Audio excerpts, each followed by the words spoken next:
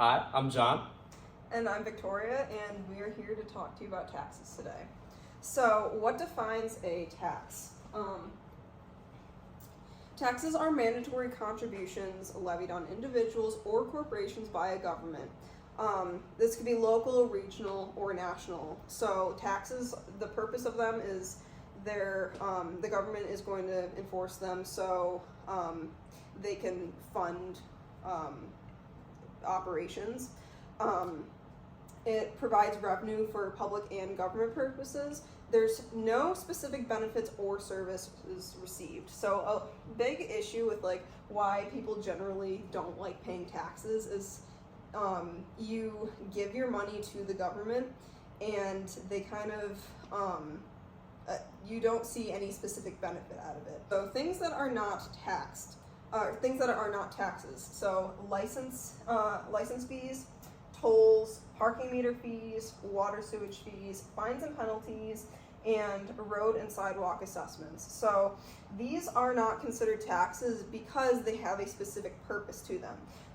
For instance, like tolls, they're not taxes because you are specifically doing an action that is that makes you have to pay the toll. You're driving through one. Like fines and penalties, you did something wrong to have a fine or a penalty in there. So this kind of ties into that no specific benefits or services received.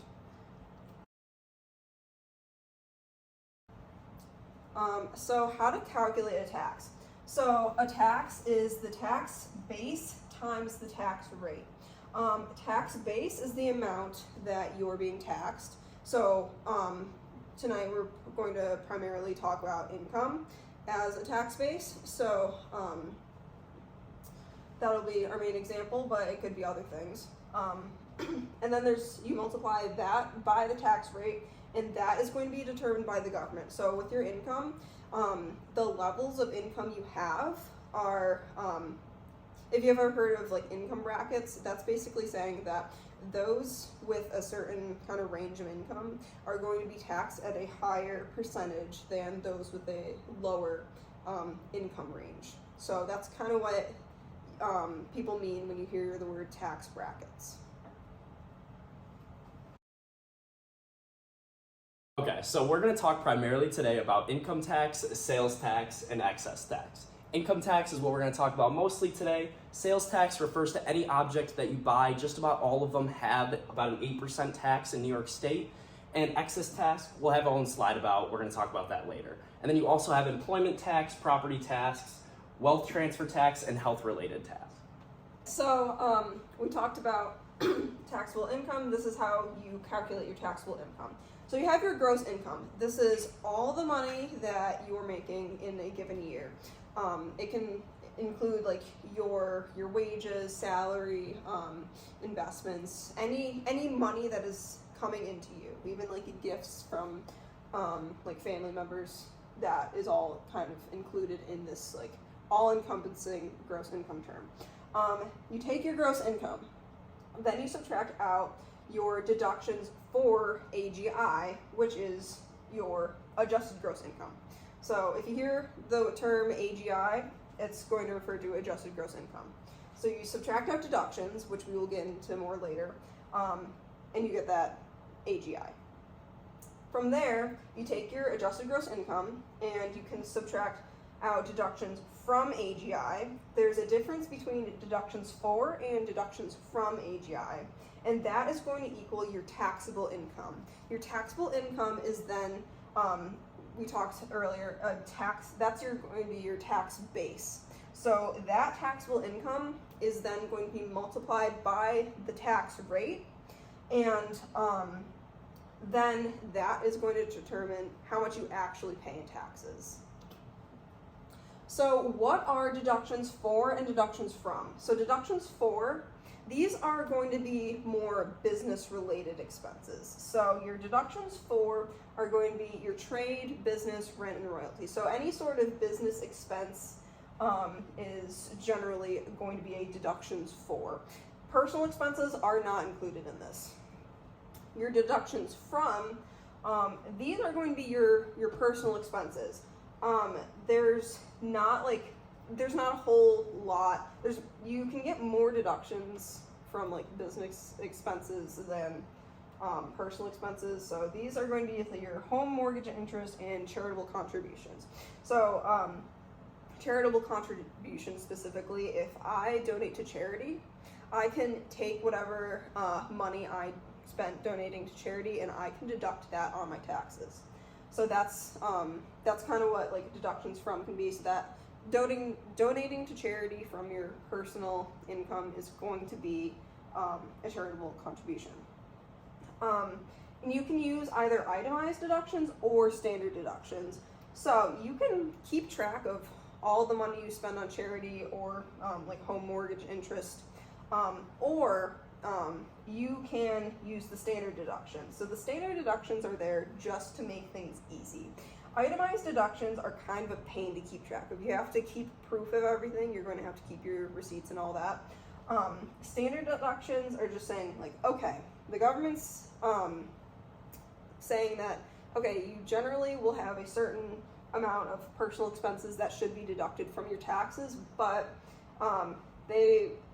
they recognize you're probably not going to want to keep track of that super well. So that's why most people use the standard deduction.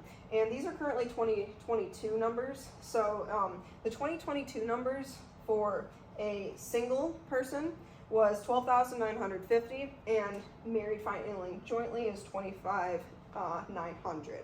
These aren't the only ways you can file your taxes, but they're some of the most common.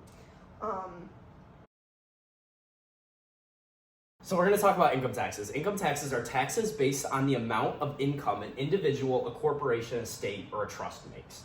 So your adjusted gross income is the income you are taxed on after subtracting various allowable deductions. These deductions can then be used to calculate your taxable income. These deductions are anything like FICA, Medicaid.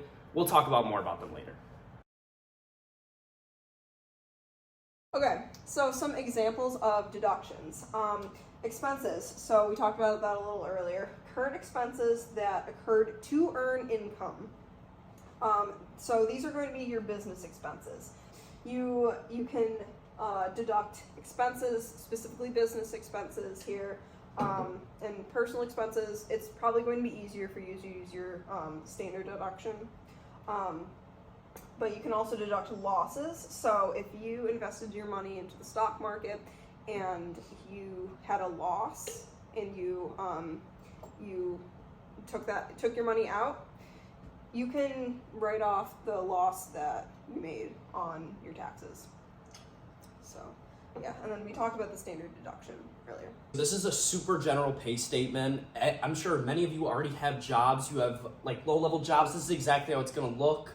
This is minimum wage job. So it's called a general pay statement or a pay stub. So it shows hourly exactly what you made as a total, which we talked about as our gross pay. And then it's subtracted by each individual deduction. Now, Medicare, Social Security, federal income tax, and state income tax, they're always going to be there. They're always going to be prevalent. They're always going to take a certain amount based on how much you made, based on the state that you live in. Some states don't have state income taxes. New York does. States like Florida, Texas, they don't have any state income, so that would be completely off. But in a state such as New York, where we are here, it does. So you see the deduction total, and then you see what you actually received, or the net pay. And then you can see the pay period in which you started in as well. So that's the bi-weekly, the weekly in which you were paid. Now we're going to talk about deductions. Deductions are the amount of money taken from your paycheck to pay for various federal, state, and local things. So these things will include Social Security, Medicaid, federal income tax, as well as state income tax. Filing your taxes. Everyone needs to file their taxes by April 15th, at least if you're an individual. And failure to pay your taxes will include fines. April 15th is known as like tax day. And just a goal when you approach your taxes is you want to go for tax avoidance, not tax evasion. There's definitely a difference. Tax avoidance is completely legal. And you legally give the government the least amount possible. You do this through strategic planning. You can talk to a tax expert about that. So you want to give the government the least amount you can so you can keep most of your income. You do it through tax avoidance. And to file your taxes, you are going to use Form 1040. 1040 is kind of looks like this. There's different schedules, but that depends on your like situation. But we're going to talk more specifically about Form 1040 today. Okay, yeah. So this is going to be your Form 1040. You have like your name, your social security number, your address, that kind of information on the top, and then you can register as like single, or you can register as married filing jointly, married filing separately, or head of household. There's you can take this we talked about earlier. You can take the standard deduction, so you can choose that here. You can claim dependents. Most of you probably don't have that at this point. That's like if you have kids, and you can claim dependents. So basically you're telling the government, hey, I have kids, don't take as much of my money, it should be spent towards them, type of thing. Then you have your wages, salaries, and tips. So this is, you've all probably gotten a Form W-2 if you have had a job at all. You take that number that was on your W-2, and that can go there. That's going to be your gross income, like we talked about. This is an example of a W-2 form. You're going to get a W-2 form for any job you have. So if you have multiple jobs, you'll have multiple W-2 forms. But you can see in this W-2 form, if you look in the box number 1, that's your wages, tips, and other compensation. That's saying that is how much money you made from your job. That's your gross wages. So that's what you make without taking out any federal income, Social Security, Medicare, any of those deductions that we talked about. And then you can see in the other boxes, it's saying how much tax is coming out of your wages, tips, and other compensation for federal Social Security and Medicare. So you can look at this form to see where, how much gross income you made, and then you can put that then on your 1040 form. And then you kind of just go down the line and say, like, can I deduct any of these things? So, yeah, and then I talked about there's various schedules. They're for different scenarios you might have, or situations you might have, and like those amounts kind of go at the bottom here. Now here is a closer up of a 1040. At the top, you can see there's your filing status where you have your information, your basic information you should fill out. Then you have a digital asset section, standard deduction, and dependents, which I talked about earlier. Then you have the income section. So what you need to do is you need to first take that information from your W-2, put it in line 1A, and then what you do is you kind of work your way down each box. You can see, okay, do I have any information to put in this box or do I not? If you are confused about what some of these mean, you can go on the IRS website and they are going to have more in-depth details of what can go in these boxes. So if you want to fill out the Form 1040 on your own, you can definitely do so. You could also hire an accountant. So if you want to take the time, fill it out on your own, it's going to save you more money, but it'll probably take you more time. So tax evasion, this is the one we don't want to do. We want to do tax avoidance. We're trying not to give the government money, but we're also not trying to cheat. Cheating is bad. We don't like to do that. This is how you're going to end up in jail, pay a ton of fines. Various bad things can happen. We're looking for tax avoidance, not tax evasion. So tax avoidance, that's the one we just talked about. That's good. It's when the whole goal is not to pay the government more money. We give them enough, they don't need any more. Tax avoidance. Long story short, tax evasion is illegally avoiding your taxes, while tax avoidance is completely legal and is what we should be trying to do. It's lowering your taxes through legal means. It's looking at loopholes in the tax code, and it's taking all of the deductions you can. If there is something you're qualified to deduct, you should be deducting it to lower your adjusted gross income or your taxable income. That's the best way to make sure that you are going to be paying the least amount of taxes possible. But you should not be doing tax evasion. That's saying, like, okay, here's some, like, maybe some fake records, maybe some fake expenses or dependents. It's knowingly being untruthful, which is fraudulent, and you should not be doing that. But tax avoidance is completely legal, and you can do this even better through getting, like, a tax planner.